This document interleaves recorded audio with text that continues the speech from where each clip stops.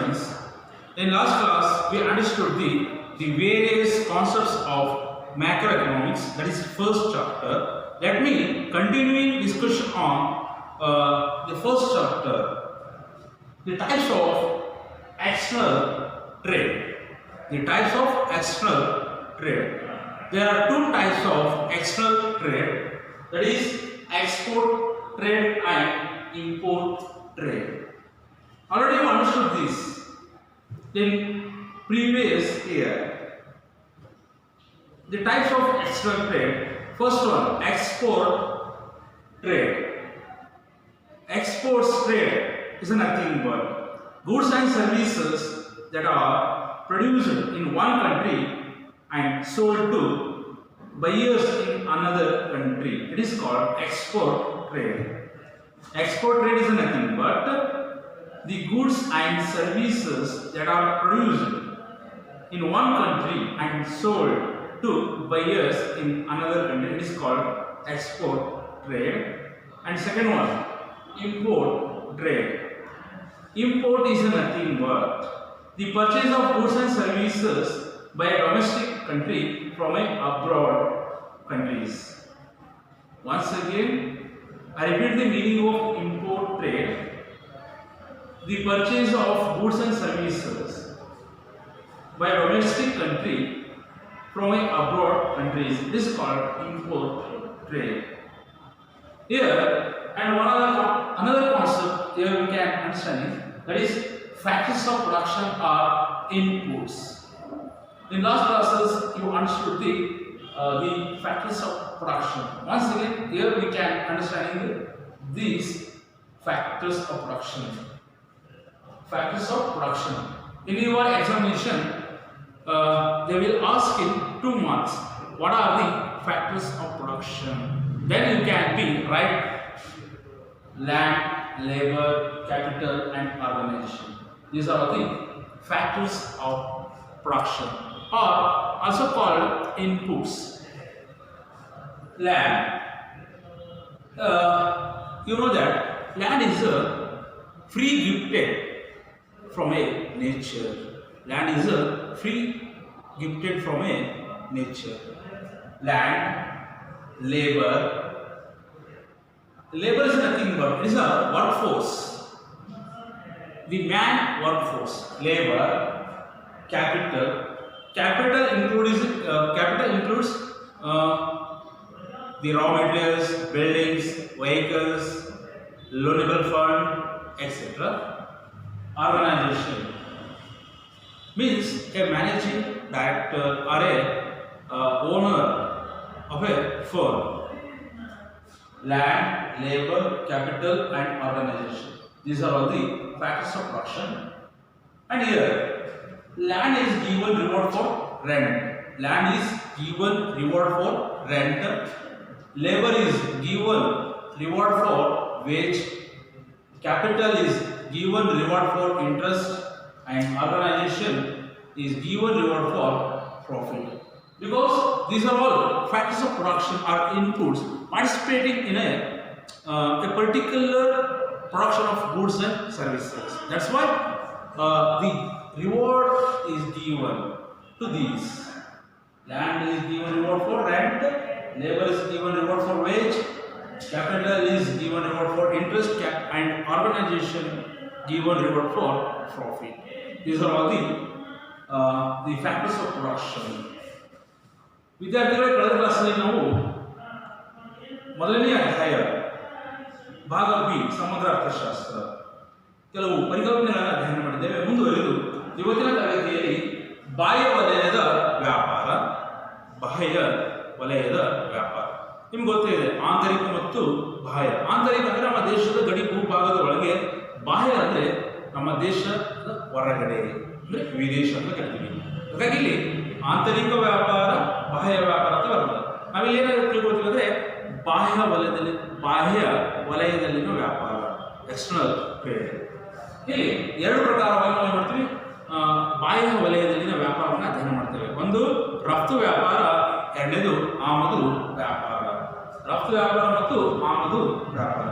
ಸಾಮಾನ್ಯವಾಗಿ ರಫ್ತು ಎಂದರೇನು, ಆಮದು ಎಂದರೇನು ಈ ಎರಡು ಪರಿಕಲ್ಪನೆಗಳ ಬಗ್ಗೆ ಕಳೆದ ಒಂದು ವರ್ಷದಲ್ಲಿ ಅಧ್ಯಯನ ಮಾಡಿದ್ದೀರಿ. ನೋಡಿ, ರಫ್ತು ವ್ಯಾಪಾರ ಮೊದಲನೆಯದು. ರಫ್ತು ವ್ಯಾಪಾರ ಅಂದರೆ ಏನು? ಈಗ ಸಾಮಾನ್ಯವಾಗಿ ನಾವೇನು ಹೇಳ್ತೀವಿ ರಫ್ತು ವ್ಯಾಪಾರ ಅಂದರೆ ಒಂದು ರಾಷ್ಟ್ರ ನಿರ್ದಿಷ್ಟ ವರ್ಷದಲ್ಲಿ ಅಗತ್ಯಕ್ಕಿಂತ ಹೆಚ್ಚಿನ ಸರಕು ಮತ್ತು ಸೇವೆಗಳನ್ನು ಉತ್ಪಾದಿಸಿ ಅವುಗಳನ್ನು ಜಗತ್ತಿನ ಇತರೆ ರಾಷ್ಟ್ರಗಳಿಗೆ ಮಾರಾಟ ಮಾಡಿದರೆ ಅದನ್ನು ನಾವೇಂತೀವಿ ರಫ್ತು ವ್ಯಾಪಾರ ಅಂತ ಕರಿತೇವೆ. ಒಂದು ರಾಷ್ಟ್ರವು ನಿರ್ದಿಷ್ಟ ವರ್ಷದಲ್ಲಿ ಅಗತ್ಯಕ್ಕಿಂತ ಹೆಚ್ಚು ಅಂದರೆ ನಮ್ಮ ರಾಷ್ಟ್ರದ ಜನರಿಗೆ ಎಷ್ಟು ಬೇಕು ಸರಕು ಮತ್ತು ಸೇವೆ ಅದಕ್ಕಿಂತ ಹೆಚ್ಚಿನ ಪ್ರಮಾಣದಲ್ಲಿ ಉತ್ಪಾದನೆ ಮಾಡಿ, ಅದು ಅಗತ್ಯಕ್ಕಿಂತ ಹೆಚ್ಚು. ಒಂದು ರಾಷ್ಟ್ರವು ಒಂದು ನಿರ್ದಿಷ್ಟ ಸಮಯದಲ್ಲಿ ಅಗತ್ಯಕ್ಕಿಂತ ಹೆಚ್ಚಿನ ಸರಕುಗಳನ್ನು ಉತ್ಪಾದನೆ ಮಾಡಿ ಜಗತ್ತಿನ ಅಥವಾ ವಿಶ್ವದ ಅಂತ ಕರಿತೀವಿ ನಾವು, ಜಗತ್ತಿನ ಇತರೆ ದೇಶಗಳಿಗೆ ಮಾರಾಟ ಮಾಡುವುದಕ್ಕೆ ರಫ್ತು ವ್ಯಾಪಾರ ಅಂತ ಕರೆಯುತ್ತೇವೆ. ಆಮೇಲೆ ಆಮದು ವ್ಯಾಪಾರ ಅಂದರೆ ಏನು? ಒಂದು ರಾಷ್ಟ್ರವು ನಿರ್ದಿಷ್ಟ ವರ್ಷದಲ್ಲಿ ತನಗೆ ಅಗತ್ಯವಾದ ಸರಕು ಮತ್ತು ಸೇವೆಗಳನ್ನು ಜಗತ್ತಿನ ಇತರೆ ರಾಷ್ಟ್ರಗಳೊಂದಿಗೆ ಆಮದು ಮಾಡಿಕೊಳ್ಳೋದನ್ನು ನಾವು ಕರಿತೀವಿ ಆಮದು ವ್ಯಾಪಾರ ಅಂತ ಕರಿತೀವಿ. ಅಥವಾ ಒಂದು ರಾಷ್ಟ್ರವು ಸರಕು ಮತ್ತು ಸೇವೆಗಳನ್ನು ಜಗತ್ತಿನ ಇತರ ರಾಷ್ಟ್ರಗಳಿಂದ ಖರೀದಿಸುವುದಕ್ಕೆ ಆಮದು ವ್ಯಾಪಾರ ಎಂದು ಕರೀತೇವೆ. ಇಲ್ಲಿ ನಿಮಗೆ ಎರಡು ಮಾರ್ಕ್ಸ್ ಕೇಳ್ತಾರೆ. ಏನು? ಬಾಹ್ಯ ವಲಯದಲ್ಲಿನ ವ್ಯಾಪಾರದ ವಿಧಗಳು ಯಾವುವು, ಅಥವಾ ರಫ್ತು ಮತ್ತು ಆಮದು ವ್ಯಾಪಾರ ಎಂದರೆ ಏನು ಅಂತ ಎರಡು ಮಾರ್ಕ್ಸ್ ಕೇಳ್ತಾನೆ. ಆಮೇಲೆ ಇಲ್ಲಿ ಉತ್ಪಾದನಾಂಗಗಳು ಯಾವ್ಯಾವು, ಇದು ಸಹ ಎರಡು ಮಾರ್ಕ್ಸ್ ಕೇಳ್ತಾನೆ ಎಕ್ಸಾಮ್ನಲ್ಲಿ. ಉತ್ಪಾದನಾಂಗಗಳು ಯಾವುವು ಅಂತ ಕೇಳ್ತಾನೆ. ಅಥವಾ ಆಧಾರಗಳು ಅಂತ ಕರಿತೇವೆ ಇವುಗಳನ್ನು. ಈಗಾಗಲೂ ಅಧ್ಯಯನ ಮಾಡಿದೆ. ಉತ್ಪಾದನಾಂಗಗಳು ಭೂಮಿ, ಶ್ರಮ, ಬಂಡವಾಳ ಮತ್ತು ಸಂಘಟನೆ. 4 ಪ್ರಕಾರದ ಉತ್ಪಾದನಾಂಗಗಳಿವೆ. ಒಂದು ಭೂಮಿ ಇದೆ, ಶ್ರಮ ಇದೆ, ಬಂಡವಾಳ ಇದೆ ಮತ್ತು ಸಂಘಟನೆ ಇದೆ.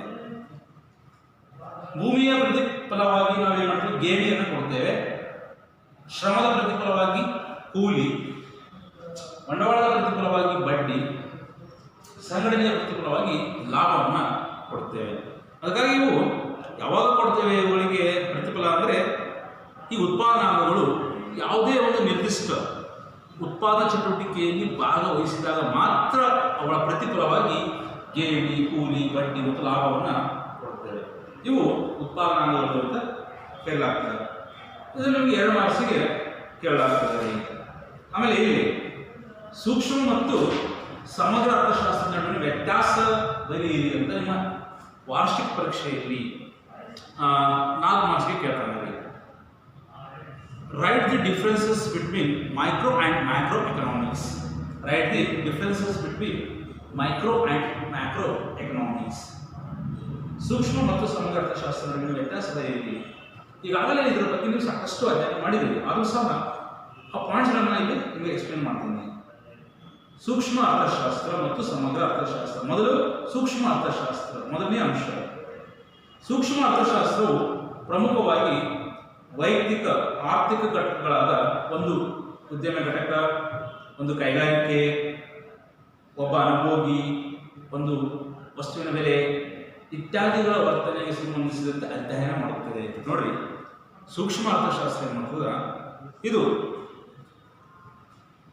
ವೈಯಕ್ತಿಕ ಆರ್ಥಿಕ ಘಟಕಗಳನ್ನು ವೈಯಕ್ತಿಕ ಆರ್ಥಿಕ ಘಟಕಗಳಾದ ಒಂದು ಉದ್ಯಮ, ಅದರ ಬಗ್ಗೆ ಮಾತ್ರ ಅಧ್ಯಯನ ಮಾಡ್ತದೆ. ಅಂದರೆ ಅದರ ವರ್ತನೆಯ ಬಗ್ಗೆ, ಒಂದು ಕೈಗಾರಿಕೆ, ಒಬ್ಬ ಅನುಭೋಗಿ, ಒಂದು ವಸ್ತುವಿನ ಬೆಲೆ, ವೈಯಕ್ತಿಕ ಬೇಡಿಕೆ, ಈ ರೀತಿ ವೈಯಕ್ತಿಕ ವರ್ತನೆಯ ಬಗ್ಗೆ ಅಧ್ಯಯನ ಮಾಡುತ್ತದೆ ಸಮಗ್ರ ಅರ್ಥಶಾಸ್ತ್ರ.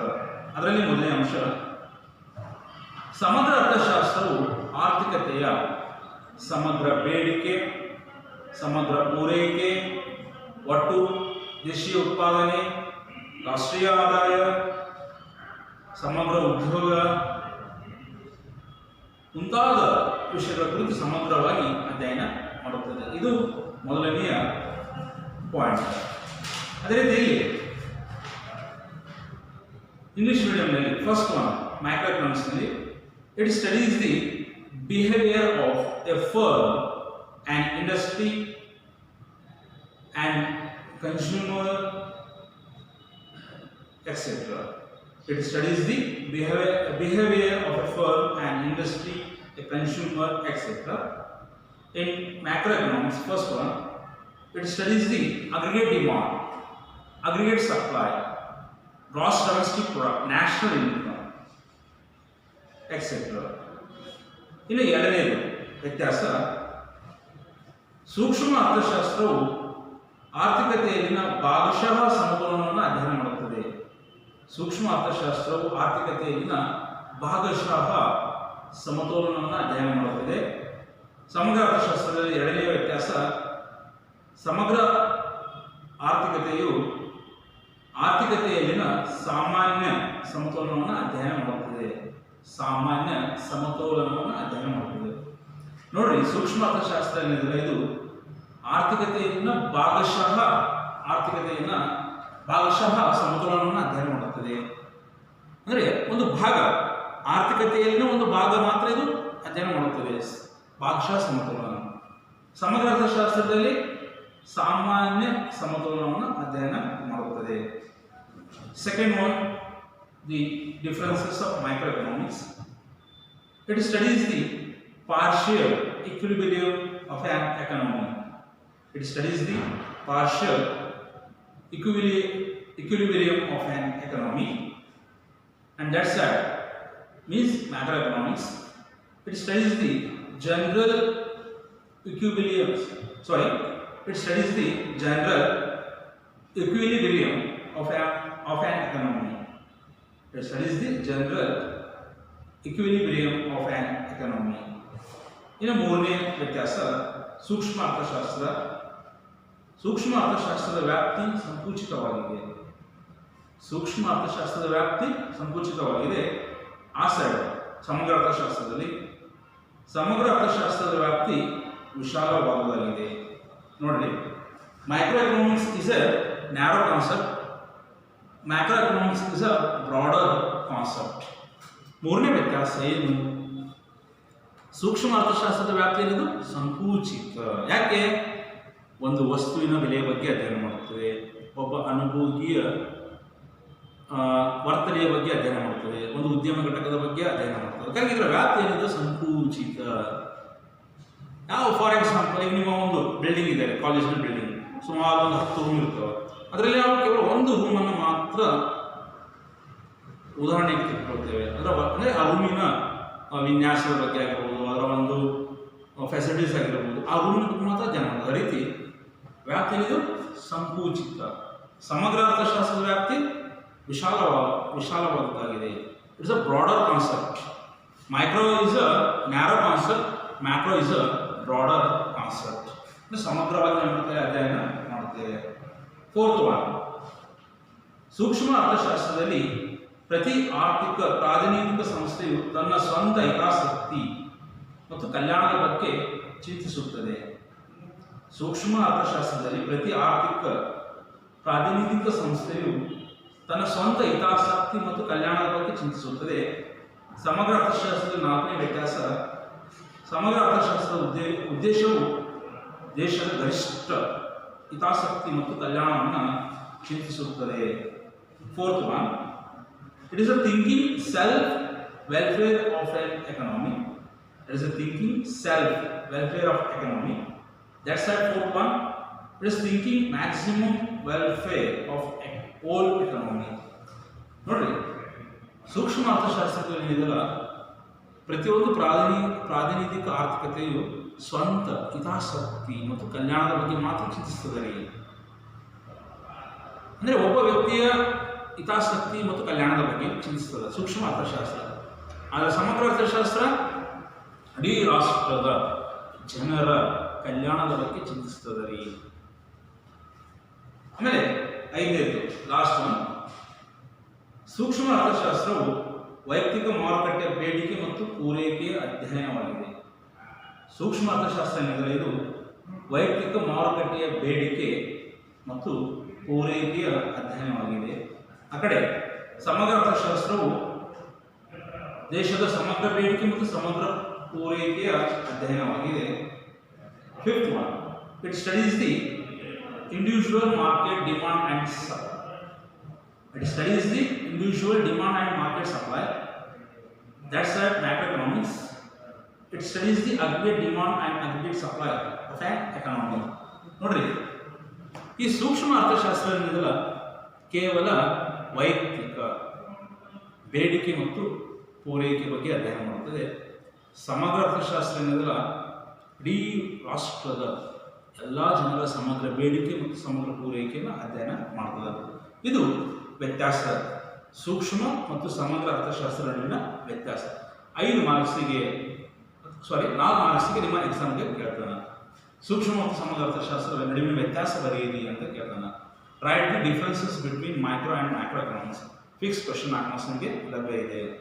ಇವತ್ತಿನ ತರಗತಿಯಲ್ಲಿ ನಾವೇನು ತಿಳ್ಕೊಂಡ್ವಿ ಅಂದರೆ ಬಾಹ್ಯ ವಲಯದಲ್ಲಿನ ವ್ಯಾಪಾರ ಪ್ರಕಾರಗಳು, ಉತ್ಪಾದನೆಗಳು ಯಾವ್ಯಾವು, ಆಮೇಲೆ ಸೂಕ್ಷ್ಮ ಮತ್ತು ಸಮಗ್ರ ಅರ್ಥಶಾಸ್ತ್ರ ನಡುವಿನ ವ್ಯತ್ಯಾಸ, ಆಮೇಲೆ ಮುಂದಿನ ಒಂದು ತರಗತಿಯಲ್ಲಿ ಮುಂದಿನ ಒಂದು ಕಾನ್ಸೆಪ್ಟ್ ಏನಿದೆ ಅನ್ನೋದನ್ನು ಅಧ್ಯಯನ ಮಾಡೋಣ. ಮತ್ತು ನಿಮ್ಗೆ ಏನಾದರೂ ಡೌಟ್ಸ್ಗಳಿದ್ದರೆ ಡೈರೆಕ್ಟಾಗಿ ಕಾಂಟ್ಯಾಕ್ಟ್ ಮಾಡಿ ಕೇಳಿ. ಇತ್ತೀಚಿನ ದಿನಗಳಲ್ಲಿ ನಾನು ನೋಡ್ತಾ ಇದ್ದೀನಿ, ಈ ಅರ್ಥಶಾಸ್ತ್ರ ವಿಷಯಕ್ಕೆ ಸಂಬಂಧಪಟ್ಟಂತೆ ಪ್ರಶ್ನೆಗಳನ್ನು ಯಾರೂ ನನಗೆ ನೀವು ಕಾಂಟ್ಯಾಕ್ಟ್ ಮಾಡಿ ಬಗೆಹರಿಸ್ಕೊಂಡಿಲ್ಲ. ಅದು ಯಾವುದೇ ಇರಬಹುದು, ನಾವು ಪಾಠ ಮಾಡಿದಂತಹ ಒಂದು ಟಾಪಿಕ್ಗಳ ಸಂಬಂಧಪಟ್ಟಂತೆ ಗೊಂದಲಗಳೇನು ಒಂದು ವಾಚಿಸ್ಕೊಂಡಿಲ್ಲ. ಆಮೇಲೆ ನಿಮಗೇನು ಅರ್ಥ ಆಗಿದೆ ಅಂತ ತಿಳ್ಕೋಬೇಕು ಅಥವಾ ಇಲ್ಲ ಅಂತ ತಿಳ್ಕೊಂಡು ಗೊತ್ತಾಗ್ತಿಲ್ಲ. ಈಗಾಗಲೇ PU ಮಾಡಿದವರು ಯೂಟ್ಯೂಬ್ ಮೂಲಕ ಆ ಅರ್ಥಶಾಸ್ತ್ರ ಸಂಬಂಧಪಟ್ಟಂತೆ ಭಾಗ ಎ ಅನ್ನು ಮುಗಿಸಿದ್ದಾರೆ, ಈಗ ಭಾಗ B ಅನ್ನು ಸ್ಟಾರ್ಟ್ ಮಾಡಿದ್ದಾರೆ. ನೋಡಿರಿ, ಅಲ್ಲಿಯೂ ಸಹ ಅವ್ರು ಏನು ಹೇಳ್ತಾರೆ, ನಾ ಏನು ಹೇಳಕತ್ತಿದ್ದೀನಿ, ಕರೆಕ್ಟ್ ಐತೋ ಇಲ್ಲೋ ಅದ್ರ ಬಗ್ಗೆ ಸ್ವಲ್ಪ ಗಮನ ಕೊಟ್ಟು ಓದ್ರಿ, ತಿಳ್ಕೊರಿ, ನೋಟ್ಸ್ ಮಾಡಿರಿ. ಇಂಪಾರ್ಟೆಂಟ್ ಟಾಪಿಕ್ ಏನಾದರೂ ನೋಟ್ಸ್ ಮಾಡಿರಿ. ಆ ನೋಟ್ಸ್ ಮಾಡಿದ್ದನ್ನು ನನಗೆ ಸೆಂಡ್ ಮಾಡಿ ಪರ್ಸನಲ್ ವಾಟ್ಸಪ್ಗೆ. ನಿಮ್ಗೆ ಏನಾದರೂ ಡೌಟ್ಸ್ ಇದ್ದರೂ ಕಾಂಟ್ಯಾಕ್ಟ್ ಮಾಡಿ ಆ ಡೌಟ್ಸ್ಗಳನ್ನು ಬಗೆಹರಿಸ್ಕೊಳ್ರಿ. ಧನ್ಯವಾದಗಳು.